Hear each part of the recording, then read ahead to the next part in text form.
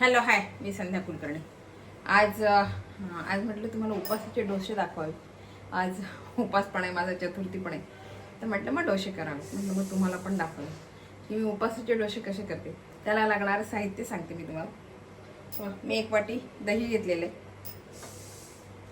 1 वाटी साबुदाणा घेतला, हा भिजवला. बारीक साबुदाणा आहे, मोठा घेतला तरी चालेल. तर माझ्या घरी बारीक होता म्हणून मी बारीक घेतला. हा मी जो सकाळी 8-8:30 वाजता भिजवला. आत्ता वाजले 11 वाजेपर्यंत, 8:30ला भिजवला. 11 वाजेपर्यंत छान भिजला जातो हा, लवकर भिजतो साबुदाणा. आणि 1 वाटी भिजवलेली भगर, ही पण तेव्हाच भिजत घातली होती, 8:30ला भिजत घातली. आता 11 वाजले. तर ही भगर आणि म्हटली हिरव्या मिरच्या घालाव्या थोडंसं जरा, म्हणून मग हिरव्या मिरच्या नाही घातल्या तरी चालते, पण मी घालणार आहे. आणि पीठ बसायला लागणारं साहित्य एवढंच आहे. आता हे कसं करायचं तुम्हाला सांगते मी ना. साबुदाणा आणि भगर सारखं प्रमाण घेतलं. तुम्हाला थोडा साबुदाणा जास्त आवडला, भगर कमी आवडली तरी चालते, असं काही नाही की सारखंच प्रमाण घेतलं पाहिजे. मी थोडं सारखं घेतलं प्रमाण, प्रत्येकाच्या आवडीचं आहे. आणि आता बघा, मी ह्या 3 मिरच्या हे घालून देते त्याच्यामध्ये. आणि हे भगर घालते. एकदम सगळं निघणार नाही, हे थोडं थोडं काढावं लागेल मला. भगर आणि हा साबुदाणा.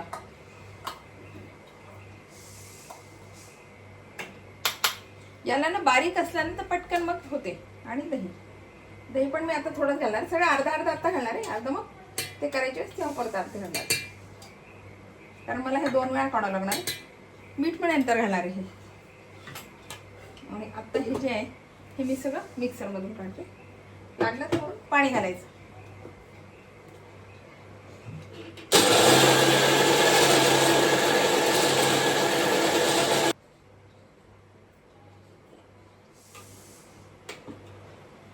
याच्यात पाणी लागणार आहे, थोडं पाणी घालते.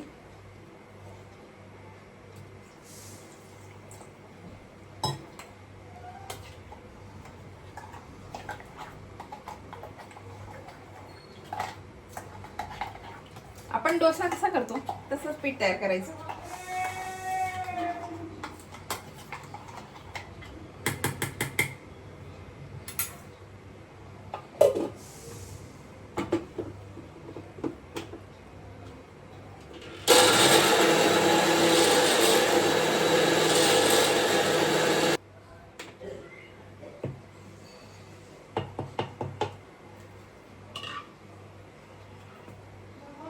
आपलं डोश्याचं पीठ तयार आहे.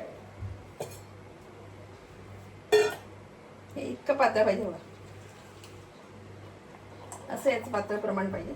आपण स्वतः डोश्याचं करतो का नाही, तांदूळ उडदाची, तो डोसा आपण करतो तशाच प्रमाणे. आणि आता हे मी पूर्ण सगळं काढून घेते. परत साबुदाणा आणि ही भगर.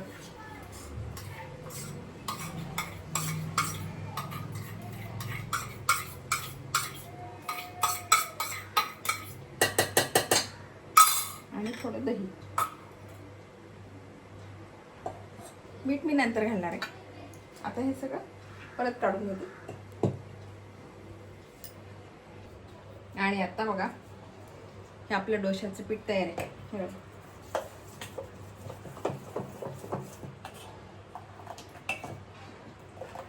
याच्यात आता मी मीठ घालते.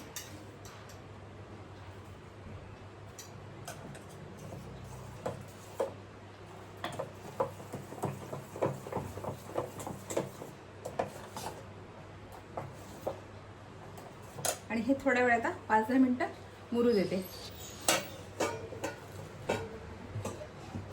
तोपर्यंत ना मी उपासाची चटणी करते. या चटणीला लागणारं साहित्य तुम्हाला सांगते. हे बघा,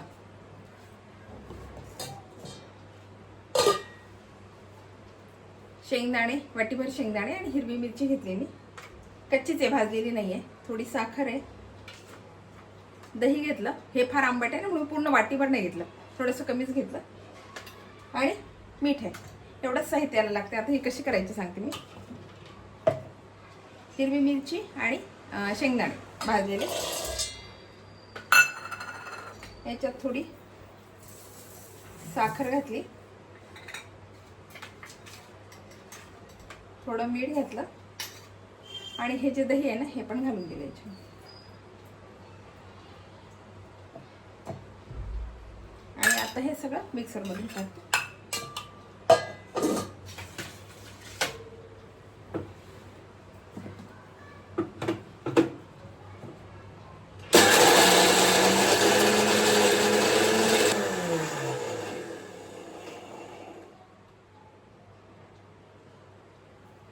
थोडं लागलं तर पाणी घालायचं.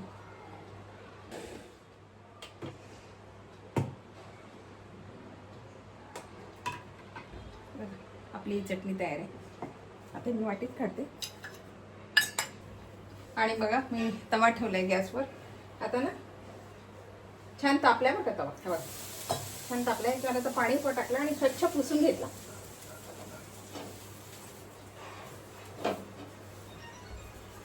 स्वच्छ सगळा पुसून घेतला, छान पुसून घेतला. आणि याच्यावर तुम्ही उपासाला तेल म्हणा, तेल वापरत असाल किंवा तूप वापरत असाल, तूप ते थोडं टाकायचं.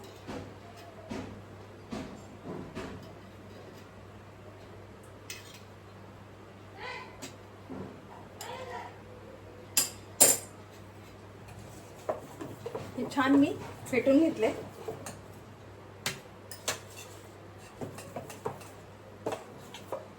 आणि आता हे याच्यावर घालते.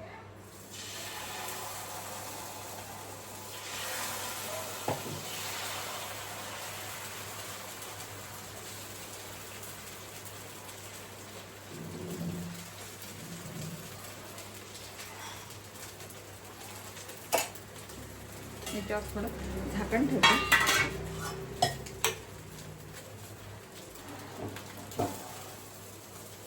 आणि हा छान होऊ देते.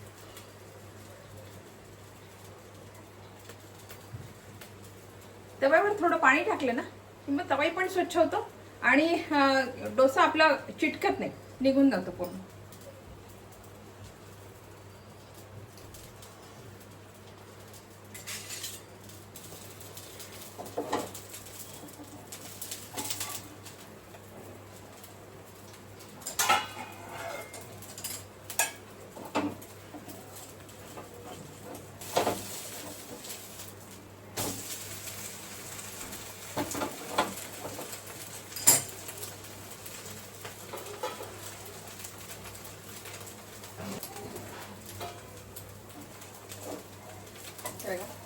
आम्ही छान दोन्हीकडून होऊ दिला.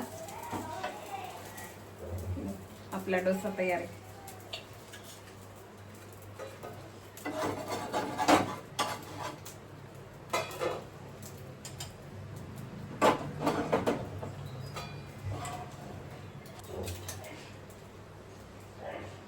तेल घातलं.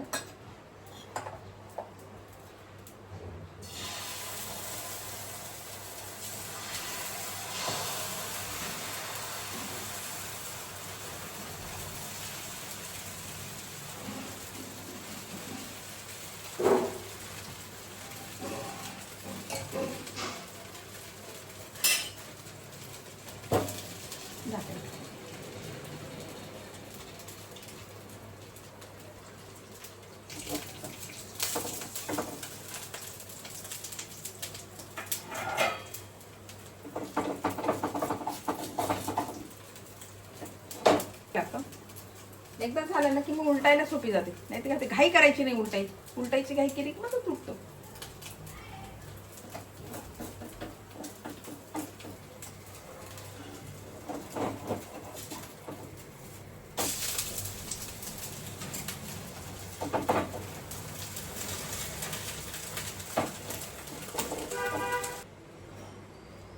हे बघा, खरं सांगू का, रोज प्रत्येक उपास असला की खिचडी, ताक, दही, चटणी एखादी असाच नेहमी आपला पेत असतो. आपण खरंच करायचा कंटाळा करतो, पण साधं सोपं आहे. काहीच याला कठीण काहीच नाहीये.